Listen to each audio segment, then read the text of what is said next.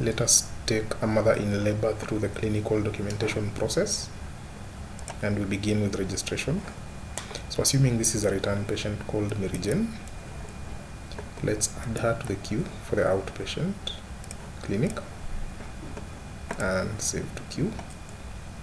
So since they are an outpatient, at this stage we can say she'll be paying with cash. Okay, now let's take her through triads and quickly record some vitals. But this is a general outpatient.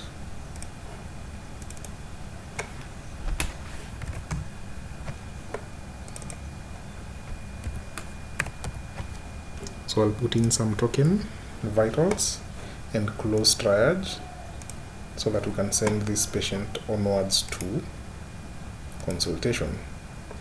Now the clinician will be interacting with the outpatient module. So we can see Mary Jane is listed at the bottom of the queue.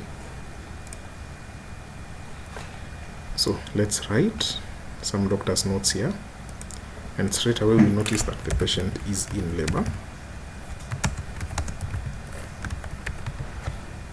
So we admit without much ado, admit her to maternity.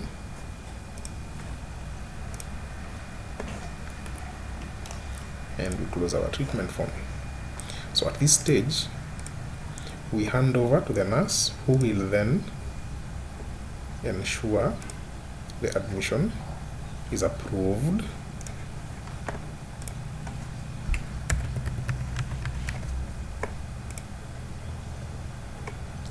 It looks like I'm not allowed to carry out approvals. Let me add myself to the list of approvals for admissions. There we are.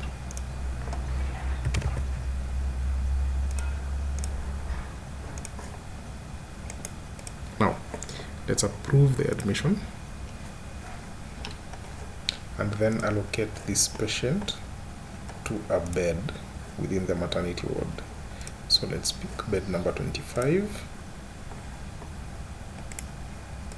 Now once in the ward, the nurse can do some documentation. She can write the cardex here.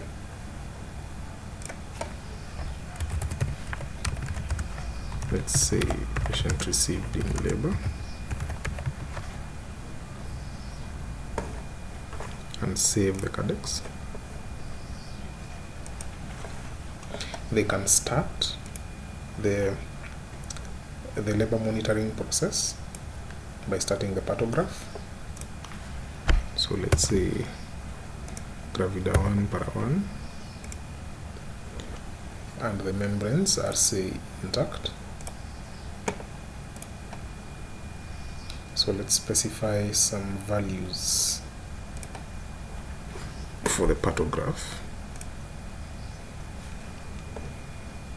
Let's see if our cervical dilatation is maybe 4, descent of head maybe the same, contractions say 3 contractions within 20 to 40 seconds. Now if we look at the pathograph chart, you will see the plotted values there, the dilatation and descent starting on the alert line, and the contractions. So other values will be plotted as the data is provided. Okay, so assuming this mother delivers, so we'll come in and fill in the summary of the pathograph. So was the labor induced? Let's say no. Maybe duration 6 hours, number of V is 1, baby before arrival no, LMP,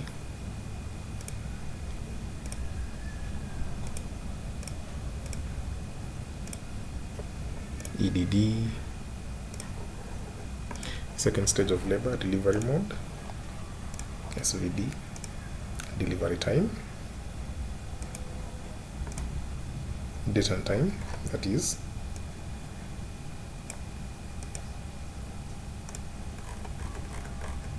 just a minute, let me specify. There we go. So duration 1, maybe no drugs were given, and there were no obstetric complications, and maybe no obs care. So let's proceed and feed in details for the third stage of labor. So let's say 120/80, temperature 36.6, pulse 87, status after delivery alive, newborn details, live birth, gender female,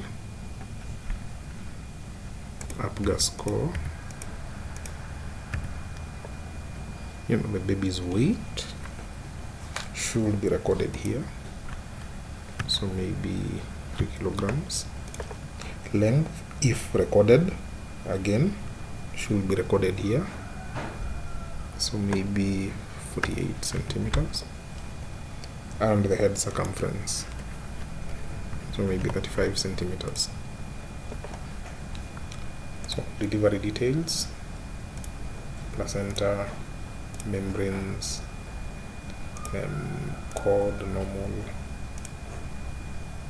placental weight in grams if measured should be recorded here, any drugs if given, blood loss in males,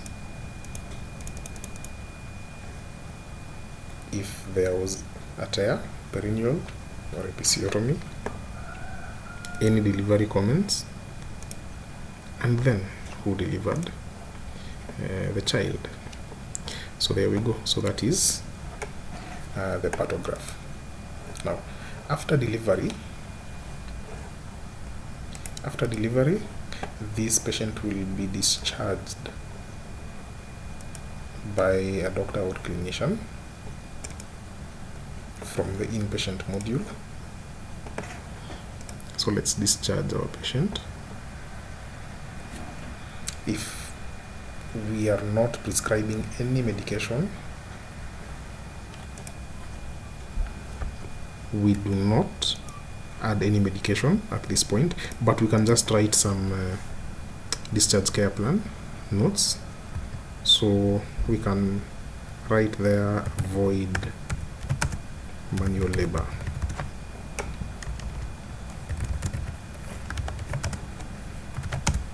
For 2 months, and discharge our patient.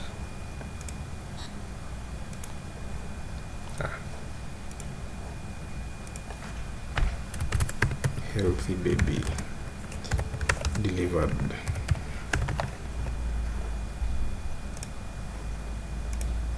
And we discharge our patient.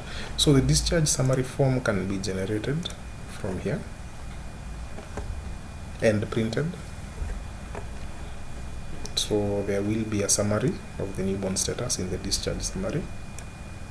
The discharge care plan and instructions as well will be there, and the outcome notes. Okay, so let's close this and clear the patient's bill, if at all, if there's any bill. But before that, let's add some items to the bill. So this Mary Jane,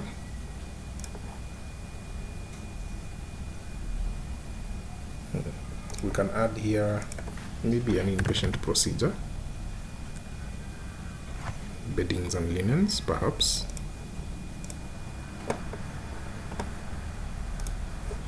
Now let's go ahead and clear the bill using insurance. So of course the cashier will interact with the payment module. Here is our invoice for Mary Jane. Let's post our invoice, select the billable items, change the cover the payment mode to insurance, specify the insurance as general scheme, as general inpatient scheme, and we submit our invoice. And there we go. The invoice is now paid. We can go ahead and release this patient to go home. So let's say patient released today. So that is the clinical process or clinical documentation process for an expectant mother.